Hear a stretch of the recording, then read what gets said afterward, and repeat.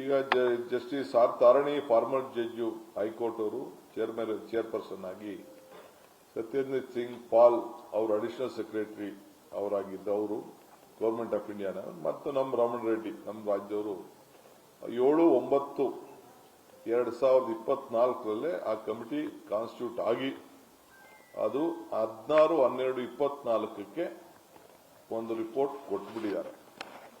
ಅವ್ರು ಏನ್ ಹೇಳ್ತಾರೆ ಅಂತಂದ್ರೆ, the FFC recommend that has been implemented in 9/2/25. ಆವತ್ತೇ ನಾವು ಒಂದು ವರ್ಷದ ಹಿಂದೆ, ಇವತ್ತು ಕರೆಕ್ಟ್ ಒಂದು ವರ್ಷದ ಹಿಂದೆನೆ ನಾವು ಅವ್ರು ಕೊಟ್ಟಂತ ರಿಪೋರ್ಟ್ ಅನ್ನ ನಾವು ಇಂಪ್ಲಿಮೆಂಟ್ ಮಾಡಿದೀವಿ.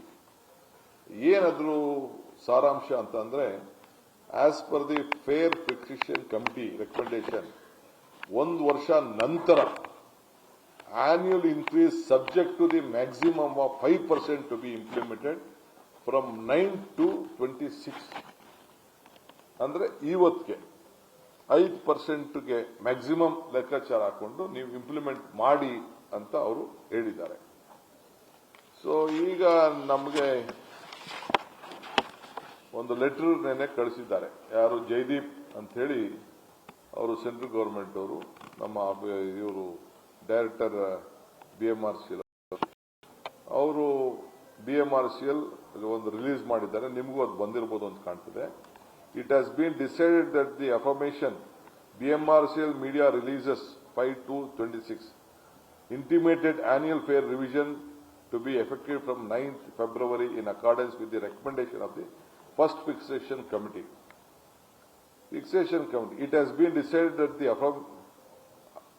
aforementioned annual fare revision should be discussed in company board meeting scheduled to be held on 9th February before its implementation. Till such time, it is requested that the FFC recommendation for the annual fare increase should be kept on hold. ಅಂದ್ರೆ ಅವರೇ ಮಾಡಿರುವಂತ recommendation ಇದು. ಅವರು ಮಾಡಿರೋ recommendation ನ hold ಮಾಡಿ ಅಂತ ಅವ್ರು ಹೇಳ್ತಾ ಇದ್ದಾರೆ. But whether they have powers to do this ಅನ್ನೋದು ಒಂದು ದೊಡ್ಡ ಪ್ರಶ್ನೆ. ನನ್ನ ರಾಜಕೀಯದ ನಮಗಿರುವಂತಹ ಸಣ್ಣ ಅನುಭವದಲ್ಲಿ ನಾನು ನಮ್ಮ ತಜ್ಞರ ಹತ್ರ ಚರ್ಚೆ ಮಾಡಿ, ಸೆಂಟ್ರಲ್ ಗವರ್ಮೆಂಟ್ ತಜ್ಞರ ಹತ್ರನೂ ಚರ್ಚೆ ಮಾಡಿ, ಹೊರಗಡೆ ರಾಜ್ಯದ ಮೆಟ್ರೋ ಹತ್ರನೂ ಚರ್ಚೆ ಮಾಡಿ ಎಲ್ಲ ಗಮನಿಸಿದಾಗ they doesn't have powers to interfere on this recommendation till a new committee is been formed and new committee give some directions on this issue. ಈಗ ಇವರು ಈ ಲೆಟರ್ ಬರೆದ್ರು ಅಂದ ತಕ್ಷಣ ಯಾರೋ ಒಬ್ಬ ಅಡ್ವರ್ಟೈಸ್ಮೆಂಟ್ ತಗೋತಾ ಇದ್ದಾರಲ್ಲ, ಕಾಂಟ್. ಇವತ್ತು ಕಮಿಟಿ ಇವತ್ತು ಮೀಟಿಂಗ್ ಮಾಡಬೇಕಾಯ್ತು ಅವರು. ವೈ ಡಿಡ್ ದೇ ನಾಟ್ ಬೇಕ್ the meeting? Why did they not give directions? What was the law which was bin stop them? So ಇದು ಮಾಡಲಿಕ್ಕೆ ಸಾಧ್ಯ ಇಲ್ಲ.